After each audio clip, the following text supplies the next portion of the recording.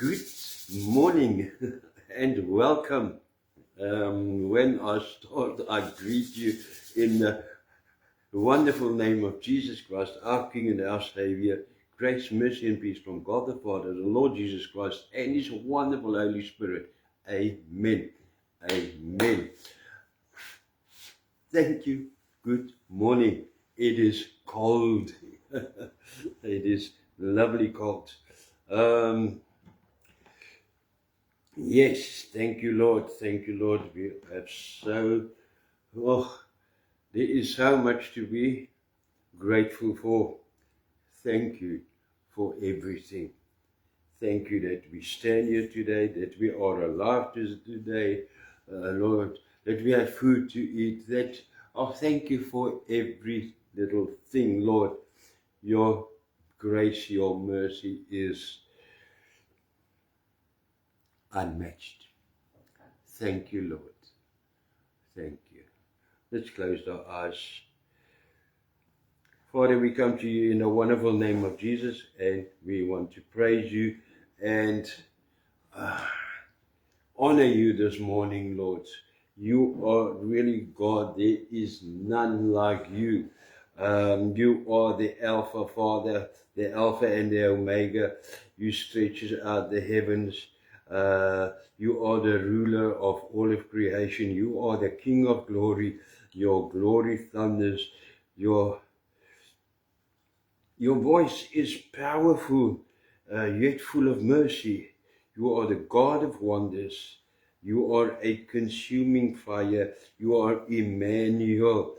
You are the King of kings. You are God of Israel, God of peace.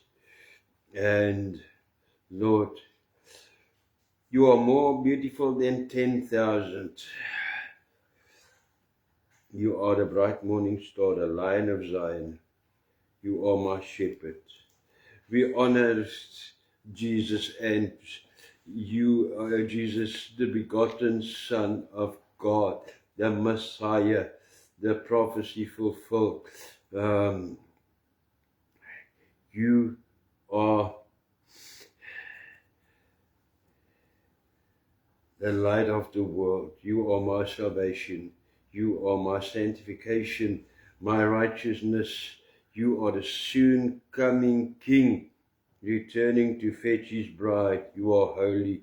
You are the way, the truth, and the life.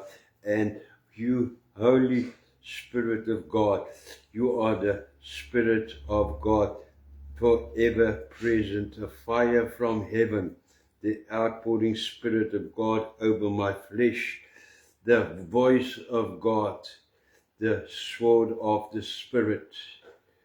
You're a strong wind, my comfort, my guide. You are God Almighty. Be honored this morning. Lord, with that we also want to pray for those who are sick this morning, everyone with a problem, no matter what it is, financial, physical problems, spiritual problem, whatever. Lord, have mercy on us, please, in this day. And bless everyone who is so faithful with their tithes and offerings. Bless them according to your word and to your riches in Christ. I think of people like Clinton Elseby, Groenewald, Janiel Witt, a friend in Christ, Zen Marie, the person by the name of Gansbaai, and the Hitchis there in Durban, Lord, bless them according to your riches in Christ, in Jesus' name. And speak to us this morning in Jesus' name. Amen and amen. Amen and amen. Praise the Lord. It is still cold. But praise the Lord, we are here, and the Lord is going to bring us a wonderful word this morning. Someone would say, oh, but that is old. That is the Good Samaritan. If I look at the picture, yes, you are right. And there is something. What is there that we can still learn from that? You will be surprised. Give the Lord the opportunity, and you will see. To start, if you see someone, if you are here in town at the mall, and there's the parking area, and you see someone is trying to steal someone else's car, not your car, someone else's car, what are you doing? What do you think? Do you think to yourself, it is not my problem, I'm not going to get involved, and you walk on as if nothing happened? Or do you think, this is serious, this is my problem as well, and you do something, you act, you call the police, call the security company, or you keep them busy until they come? What is your problem? Oh, no, not your problem. What are you doing? Is it your problem?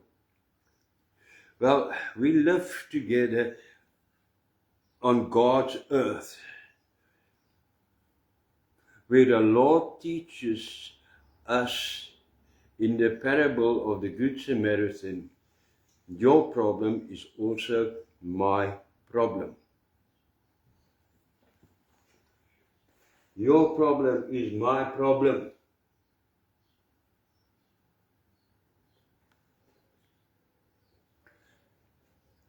The parable itself teaches us, first of all, to have a relationship with God, with Christ.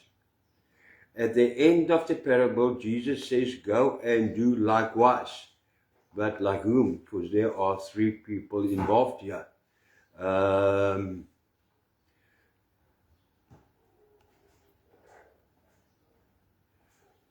Jesus is speaking here with an expert of the law, a prominent man in the synagogue, a man who had extensive knowledge of the scriptures.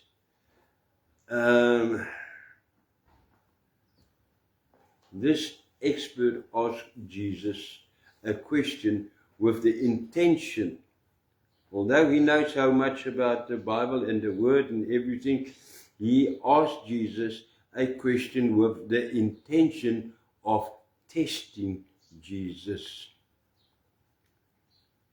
On the surface, there was nothing wrong with the question, but it carried an ugly undertone. The expert wanted to damage Jesus' reputation. He had an ulterior motive.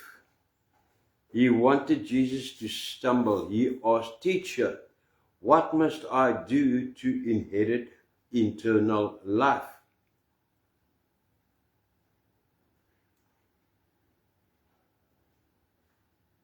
And he was asking this not because he was seeking salvation. No.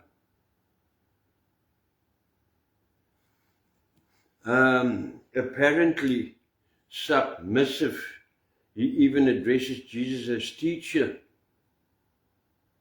Then we see the Lord Jesus in his great wisdom engages with this question. Although Jesus would not allow himself to be drawn into a dispute and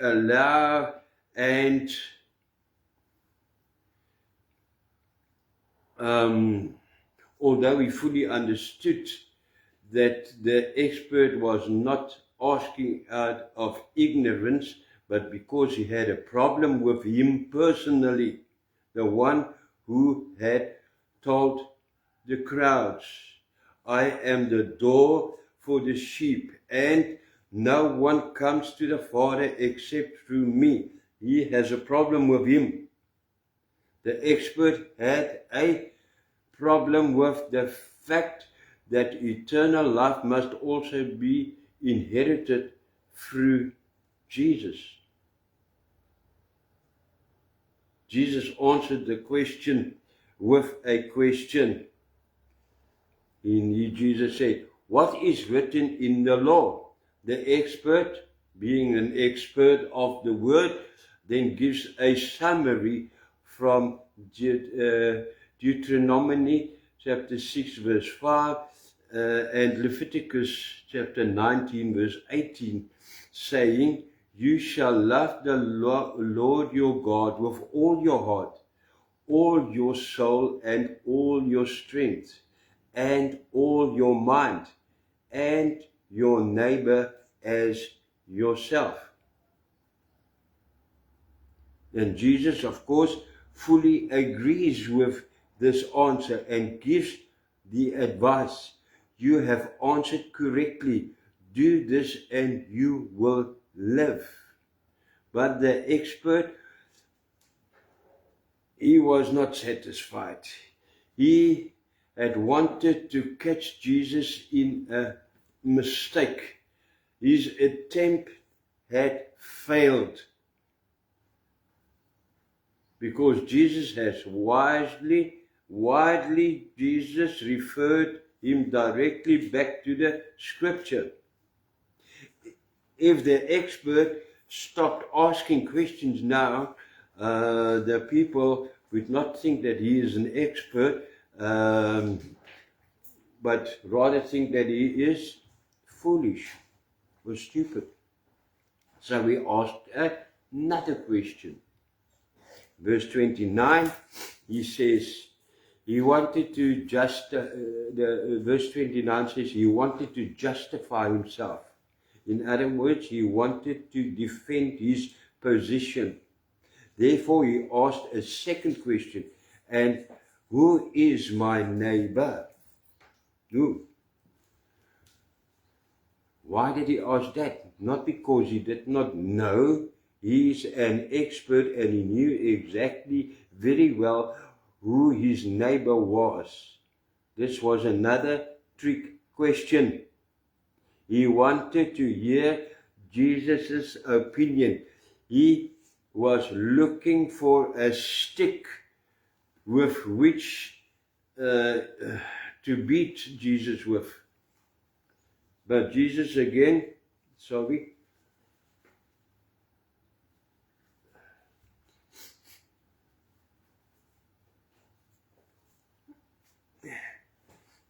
But Jesus again responds indirectly. He begins telling a parable. And in his parable, he actually shifts the focus of the question. It is no longer who is my neighbor, but rather,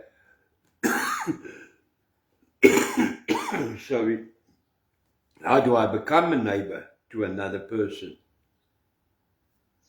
The parable he tells was familiar to everyone present there. Everyone knew that the road from Jerusalem to Jericho was a dangerous road.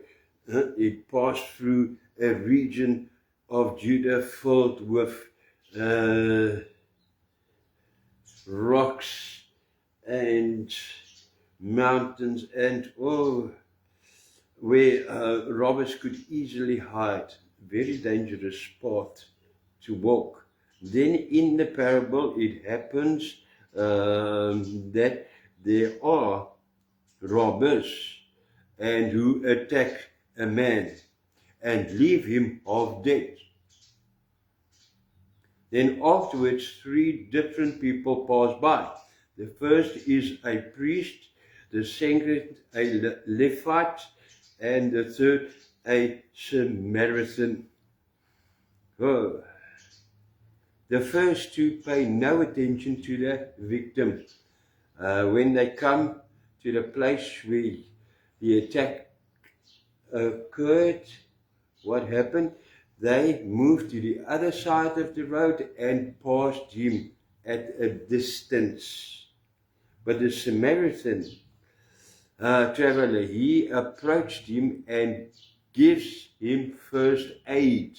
First of all, he cleanses his wounds and he soothes them with oil.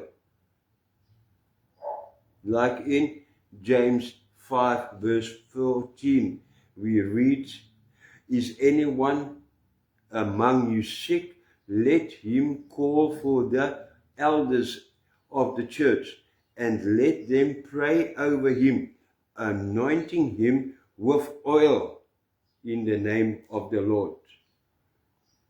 The Samaritan then placed the injured man on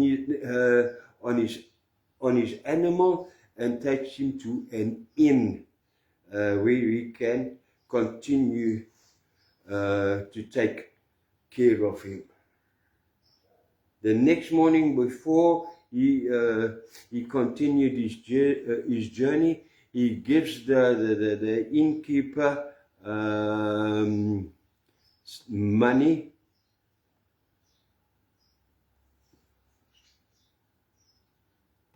and how much was it? But it was 2 days wages, roughly 2 days wages. So I would say it was a significant amount. He gave him money and said, look after him, and if there are any other more expenses, I'll pay it on my return. So he left him a blank check.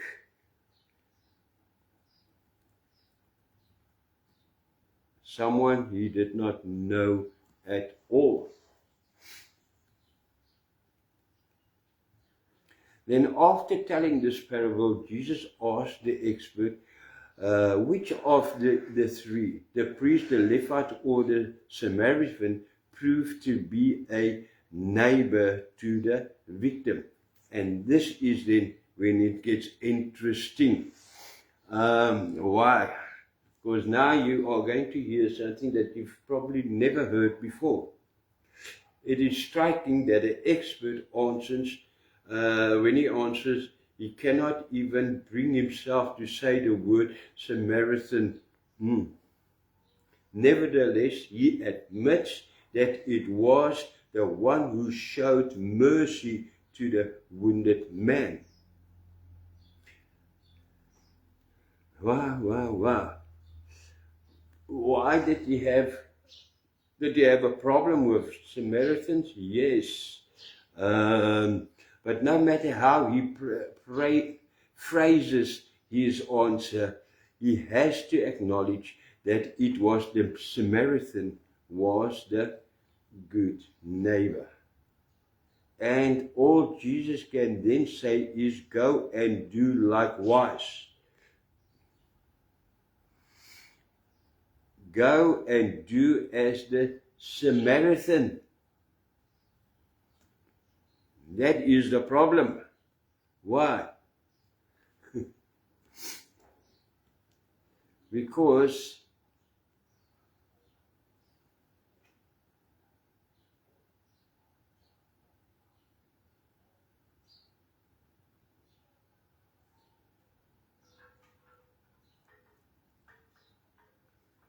the problem was with, in this passage, that focus is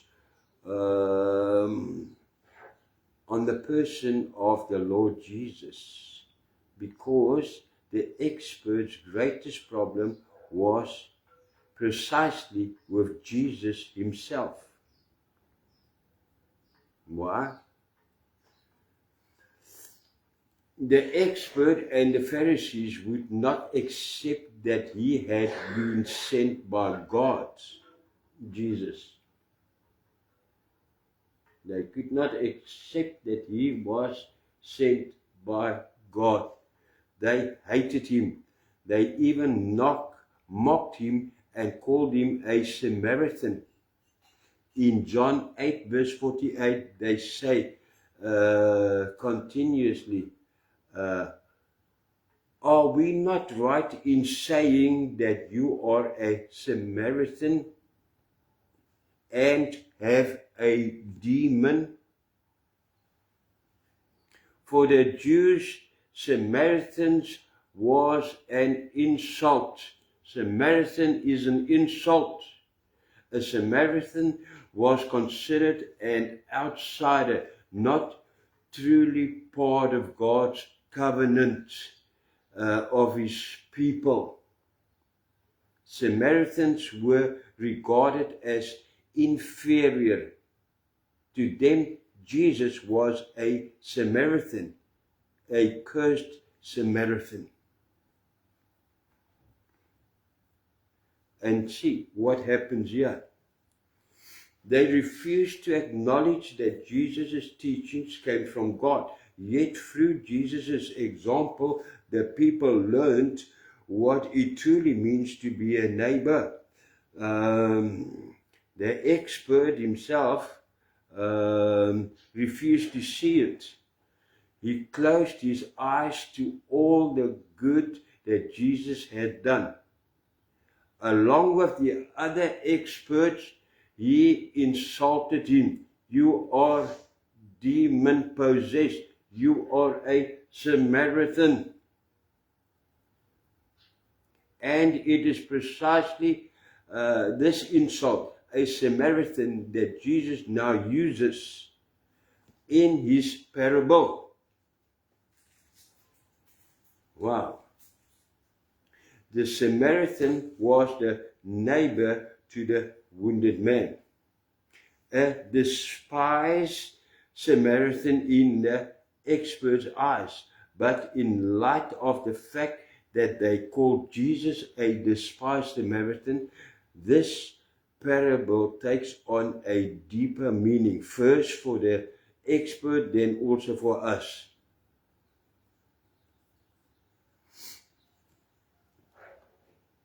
For who was this Samaritan really? The one to whom Jesus points in the parable. It was Jesus himself indeed. He is that Samaritan. He was not the one who repeatedly proved. Is he not the one who repeatedly proved himself a neighbor to the sick, to the outcast, to the tax collectors, to the prostitutes, and to the hungry? Exactly. Therefore, when Jesus ends the parable by telling the expert, go and do likewise, he is actually calling him to do as he himself does.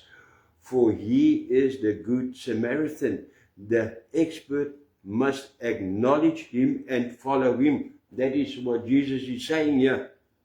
And he had a problem with the Samaritan. Jesus' answer had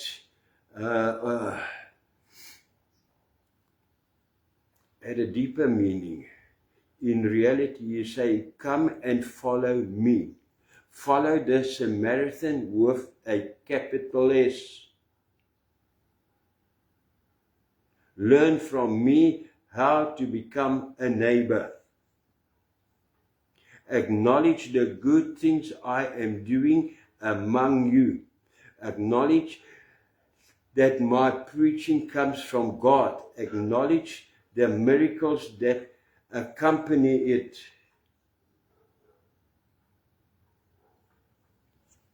That was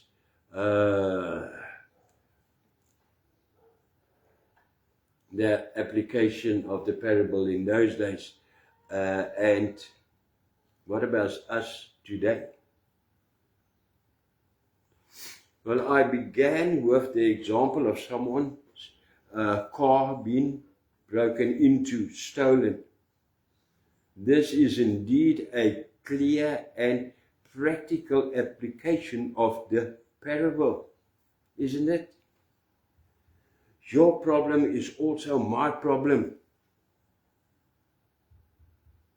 What you would want others to do for you, do that also to them. It's quite simple. But,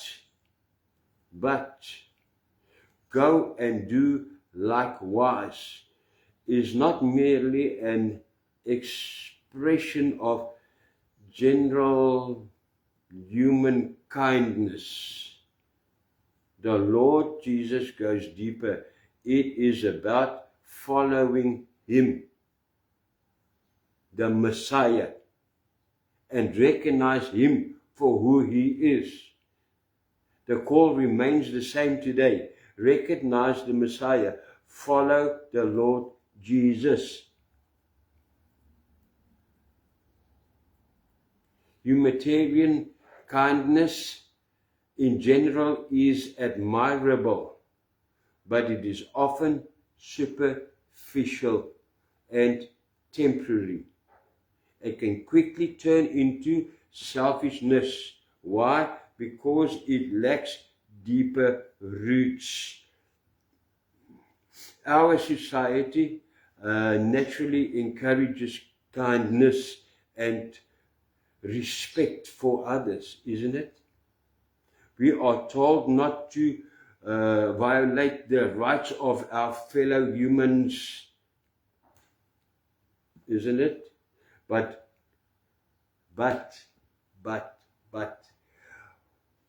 when general goodwill lacks deep roots, it can easily disappear, because this is what is happening around us.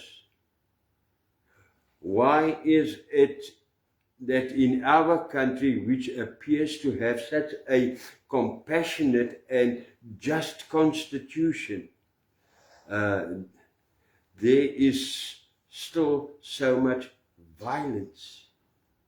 Why?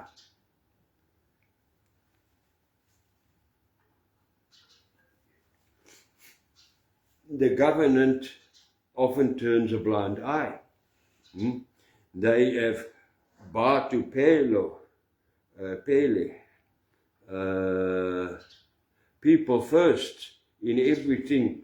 That is the slogan. Yet in practice, much of this supposed compassion lacks deeper roots, and we see very little of it in reality.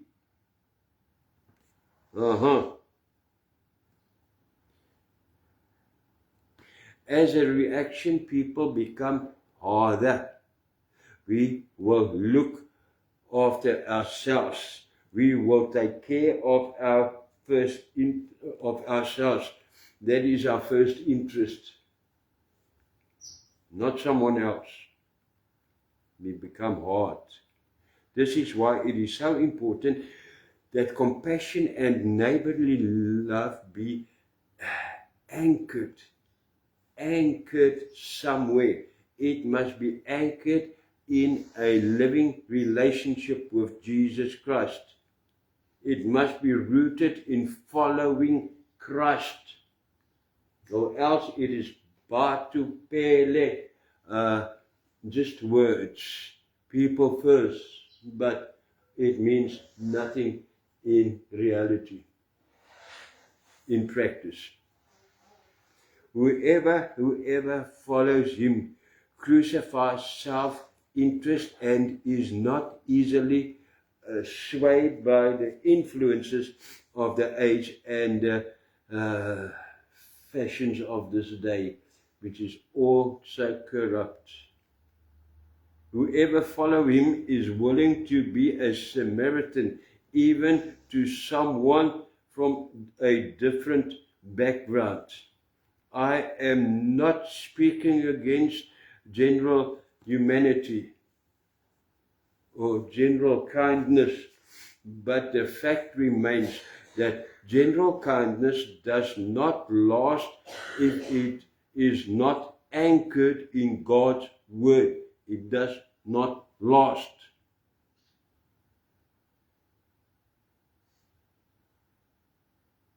It is only through Christ, through His Spirit, that we are enabled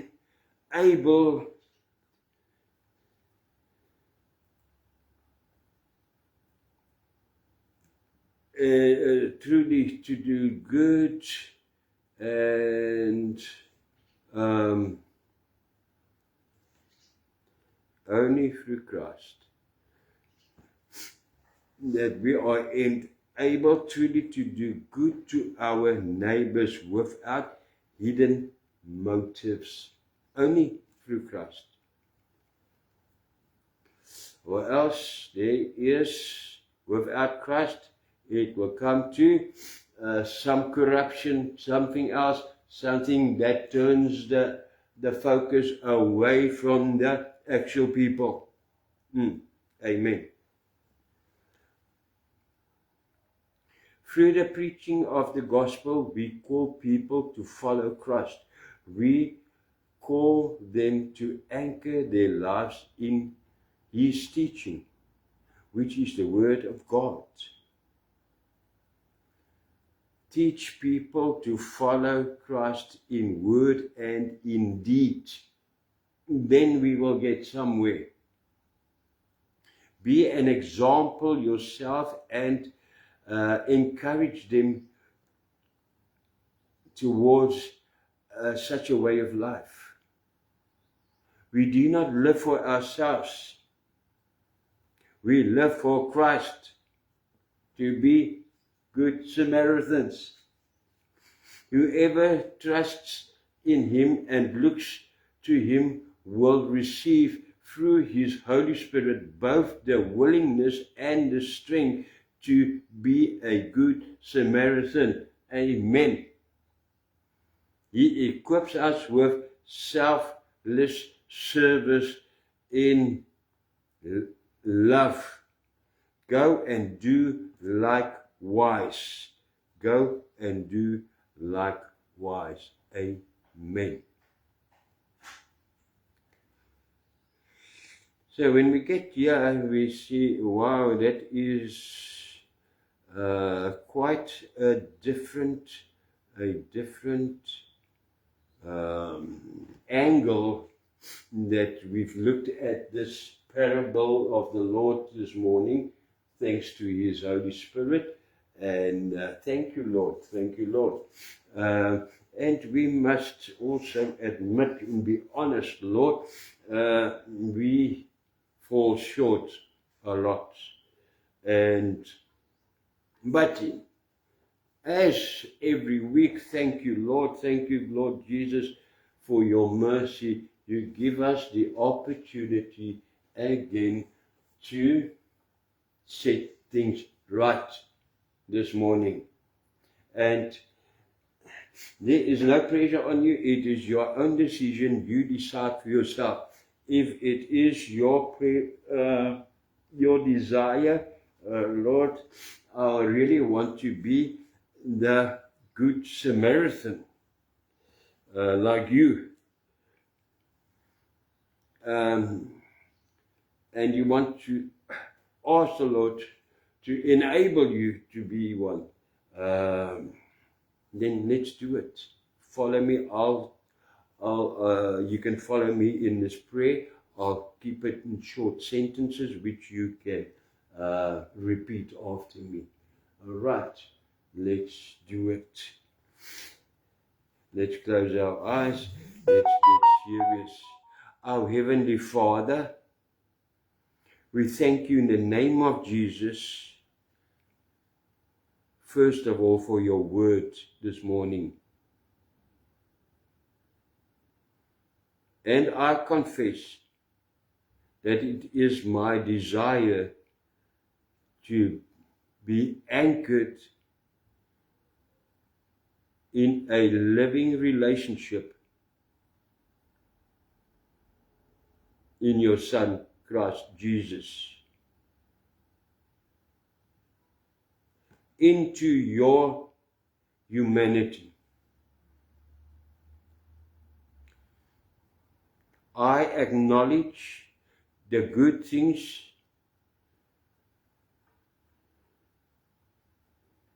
that Jesus does. I acknowledge that the words and the preaching of Jesus comes from you, God the Father. I acknowledge all the signs and miracles by Christ and through His Holy Spirit, who enables us to do good without any motives. Please, Lord, anchor me now in Christ to your good, holy, heavenly deeds, where I can be your good Samaritan, leading in your example. Thank you, Lord, for enabling me now. In Jesus' name, amen, amen, amen. I belong to the Lord, amen. Say it, man, be happy, jump. Sorry. And be happy and say, Lord, I've given all over to you again this morning. Let me follow. I am following. I am leading from here in the example of the Lord. Amen. Amen. Wow. The best day of my life. Yes. Nose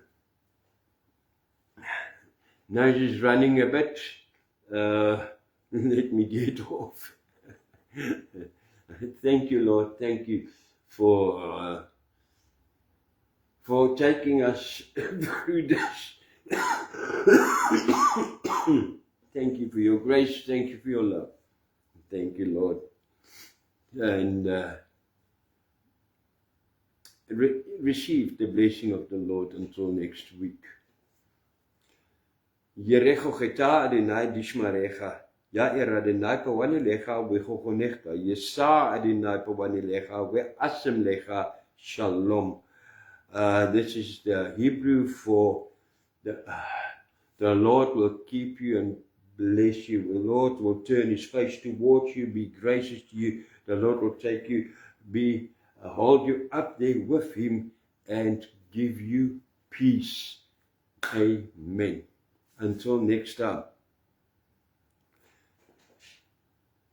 go and do likewise every day.